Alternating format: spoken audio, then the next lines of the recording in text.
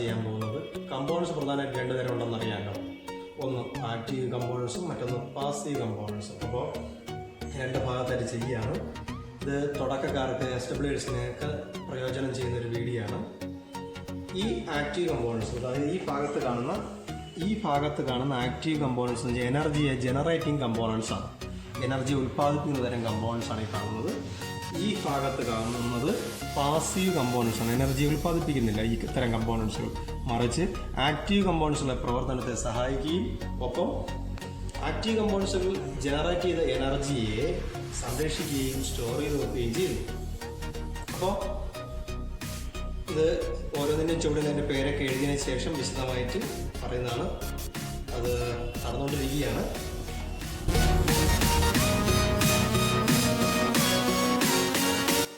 ശരി, നമ്മൾ table ready ആയിട്ടുണ്ട്. ഇലക്ട്രോണിക്സ് കമ്പോണൻറ്റുകളെ കുറിച്ചുള്ള ടേബിൾ റെഡി ആയിട്ടുണ്ട്. ഇവിടെ കാണുന്നത് കമ്പോണൻസുകളെ രണ്ടായി തിരിക്കാം. ഒന്ന് ആക്റ്റീവ് കമ്പോണൻസ് എന്നും മറ്റൊന്ന് പാസീവ് കമ്പോണൻസ് എന്നും. അതിന് ആക്റ്റീവ് കമ്പോണൻസിൽ മെയിനായിട്ട് വരുന്നത് transistor, diode, LED, IC integrated circuit, അത് IC ചിപ്പുകൾ, പിന്നെ വരുന്നത് ഡിസ്പ്ലേ. അപ്പോൾ ഒരു ഡിസ്പ്ലേനകത്ത് വെച്ചിട്ടുള്ളൂ. മറ്റ് നമുക്ക് സാധാരണ LCD LED ഒക്കെ ഉപയോഗിക്കാം. ബാറ്ററികൾ, ബാറ്ററി തന്നെ രണ്ട് തരം ബാറ്ററി ഉണ്ട്. ഒന്ന് പ്രൈമറി ടൈപ്പും സെക്കൻഡറി ടൈപ്പും. പ്രൈമറി ടൈപ്പ് എന്ന് വെച്ച് കഴിഞ്ഞാൽ നമുക്ക് റീചാർജബിൾ അല്ലാത്തത്. സെക്കൻഡറി ടൈപ്പ് എന്ന് പറയുമ്പോൾ നമുക്ക് ആ ബാറ്ററി വീണ്ടും ചാർജ് ചെയ്ത് ഉപയോഗിക്കാം. അങ്ങനെ ബാറ്ററി രണ്ടായി തിരിക്കും, പ്രൈമറി, സെക്കൻഡറി. IC തന്നെ പലതരം ICകളുണ്ട്.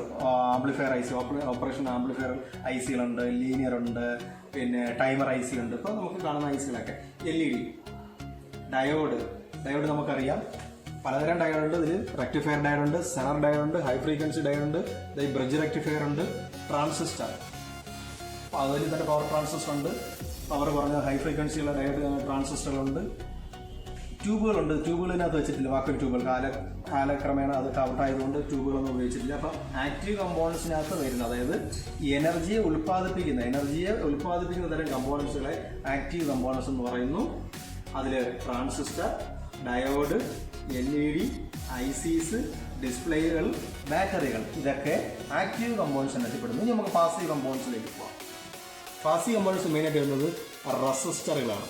ഇവിടെ കാണുന്നുണ്ട് metal film, MFR resistor, carbon road resistor, ഇത് ഫ്യൂസിബിൾ റെസിസ്റ്ററിൻ്റെ സിമ്പിളാണ് ഈ കാണുന്നത്. ഇതിൻ്റെ യൂണിറ്റ് ഓം ആണ്.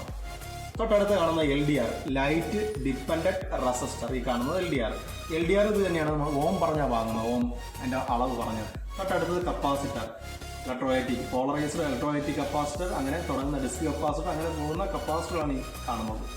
കപ്പാസിറ്ററുകൾ കറണ്ടിനെ ശേഖരിച്ച് വെക്കാനുള്ള കഴിവുണ്ട്. ആ കഴിവിനെ കപ്പാസിറ്ററിൻ്റെ കപ്പാസിറ്റൻസ് എന്ന് പറയുന്നു. കപ്പാസിറ്ററിൻ്റെ യൂണിറ്റ് ഫാരഡാണ്. ഫാരഡ് വലിയ അളവായിട്ട് micro farad, nano farad, pico farad എന്നീ പേരുകളിലാണ് ഇതിൻ്റെ യൂണിറ്റിനെ അറിയപ്പെടുന്നത്. അത് കഴിഞ്ഞ് വരുന്ന ഇൻഡക്ടർ അഥവാ കോയിൽ. ഫിക്സഡ് ടൈപ്പ് കോയിലുണ്ട്, വേരിയബിൾ ഉണ്ട്. ഇത് കപ്പാസിറ്റർ അത് തന്നെ വേരിയബിൾ ഉണ്ട്, റെസിസ്റ്റർ അത് തന്നെ വേരിയബിൾ ഉണ്ട്, ഫിക്സഡും ഉണ്ട്. അപ്പോൾ ഇത് കാണുന്നത് കോയിലുകളാണ്. ഇൻഡക്ടറിൻ്റെ unit ഹെൻറിയാണ്.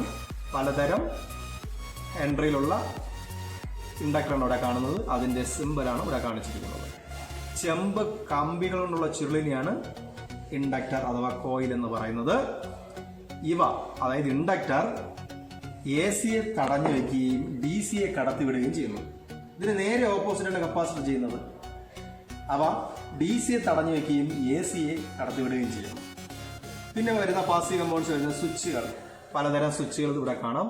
Micro switch, push switch, toggle type switch, mode switch, അങ്ങനെ പലതരം സ്വിച്ചുകളാണ് ഈ കാണുന്നത്. അതേപോലെ തന്നെ തെർമിസ്റ്ററുകൾ, പാസീവ് കമ്പോണൻസിൽ വരുന്ന തെർമിസ്റ്ററുകൾ. ഇത് കൂടുതലും തെർമിസ്റ്ററുകൾ പല സർക്യൂട്ടിലും ഉണ്ടെങ്കിൽ നമ്മൾ കോമൺ ആയിട്ട് കാണപ്പെടുന്നത് പവർ സപ്ലൈകൾ, SMPSകളിലൊക്കെ ധാരാളം കാണും.